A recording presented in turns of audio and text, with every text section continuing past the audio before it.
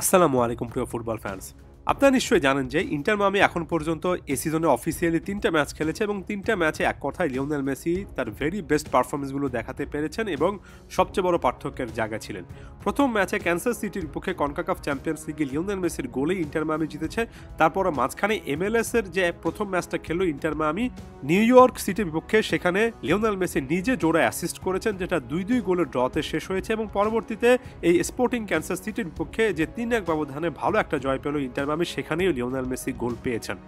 তো এই মুহূর্ত পর্যন্ত এটা একেবারে পরিষ্কার যে আরও একটা সিজন ইন্টার মায়ামি লিওনেল মেসির নির্ভরতা একেবারে শুরু থেকেই দেখছে এবং আরও একটাবার লিওনেল মেসি পার্থক্যের সবচেয়ে বড় জায়গা হবেন এবং ক্লিয়ার কাটভাবে এটা লিওনেল মেসির উপর অনেক বেশি করে ডিপেন্ডেন্ট একটা দল। এখন অতিরিক্ত এই ডিপেন্ডেন্সি বা নির্ভরতা আসলে কতটা ভালো কতটা খারাপ সেটা এখনই জাজ করছি না, সেটা আপনাদের উপর ছেড়ে দিচ্ছি। একটা স্ট্যাটস, একটা ইনফরমেশন আপনাদের সামনে তুলে ধরতে চাই এবং যারা অনেক দিন ধরে ফুটবল ফ্ল্যাগে আমার কণ্ঠস্বর শোনেন তারা হয়তোবা এটার সাথে কানেক্ট করতে পারবেন, কারণ এর আগে অনেকবারও শুনেছেন। আমার কাছে মনে হয় যখন কোনো একটা ম্যাচে লিওনেল মেসিকে নির্ভর করে একটা দল অ্যাটাকে ওঠে, তাহলে লিওনেল মেসি যে পরিমাণ বলে দেখা পান সেটা একেবারে আইডিয়ালি 90 হওয়া উচিত অন্তত। অর্থাৎ পুরো 90 মিনিটের ম্যাচে তিনি যদি অন্তত 90 বার বলটা টাচ করতে পারেন তাহলে পুরো ম্যাচটাই আসলে ওই দলটার পক্ষে একেবারে সেট হয়ে যায়। এখন যত সময় এগোচ্ছে, যত লিওনেল মেসির বয়স বাড়ছে, স্বাভাবিকভাবে প্রত্যেক মিনিটে একবার করে বল টাচ করা লিওনেল মেসিকে এত বেশি বলের যোগান দেওয়াটা সবসময় হয়তোবা সম্ভবকর হয় না এবং এখানে লিওনেল মেসিকে কিছুটা হলো বিশ্রাম দেওয়া, কিছুটা হলো আড়ালে রাখা, এটার পাশাপাশি নিজের দলের প্লেয়ারদের ওই স্কিল সেটেরও একটা দরকার আছে যেখানে তারা বারবার করে লিওনেল মেসিকে খুঁজে পাবেন। বারবার করে তাকে খুঁজে পাওয়াটা অনেক সময় অনেক স্কিলের একটা ব্যাপার।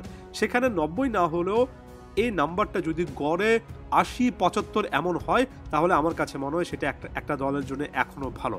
এখন আমি যদি এই 3টে ম্যাচে শুধুমাত্র এই স্টার্সে ফোকাস করি, প্রথম ম্যাচে লিওনেল মেসির গোলেই ইন্টার মায়ামি জিতেছিল স্পোর্টিং ক্যানসাস সিটির বিপক্ষে।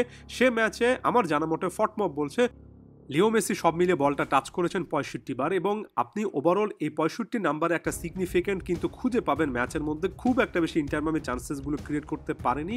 লিও মেসির একটা ম্যাজিক্যাল মোমেন্টে সে 1-0 গোলের জয় তারা পেয়েছিল।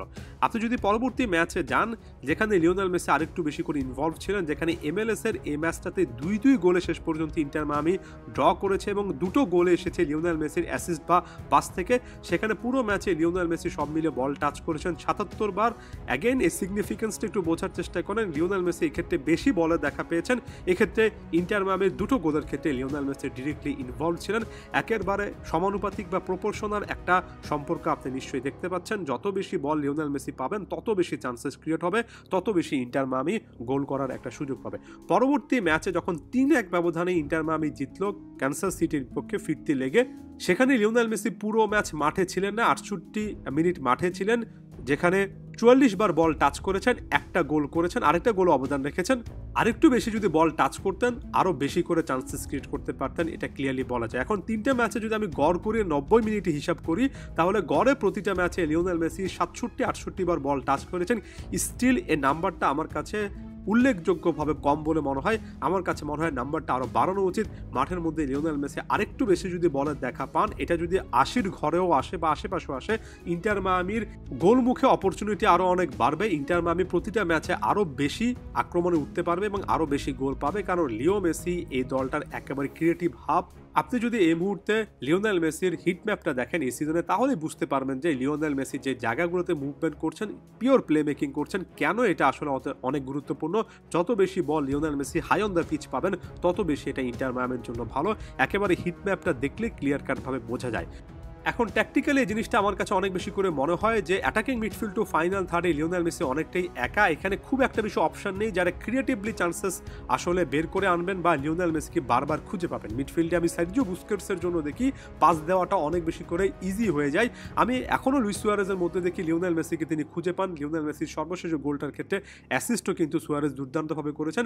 জর্ডি আলবার সাথে সবসময় তো একটা কানেকশন আছে, তবে বাকি প্লেয়াররা খুব সহজে লিওনেল মেসিকে কি খুঁজে পাচ্ছেন, যথেষ্ট পাস পাস কি লিওনেল মেসিকে দিতে পাচ্ছেন, এটা এমন একটা প্যারামিটার হওয়া উচিত যেটা নিয়ে হাভিয়ার মাসচানোও যদি আলাদা করে কাজ না করেন, তাহলে বড় বড় ম্যাচে এই ক্রিয়েটিভিটির অভাব, লিওনেল মেসির উপর অতিরিক্ত নির্ভরতা, তাকে যথেষ্ট বল দিতে না পারা, এটা বড় একটা ব্যর্থতার জায়গা হতে পারে।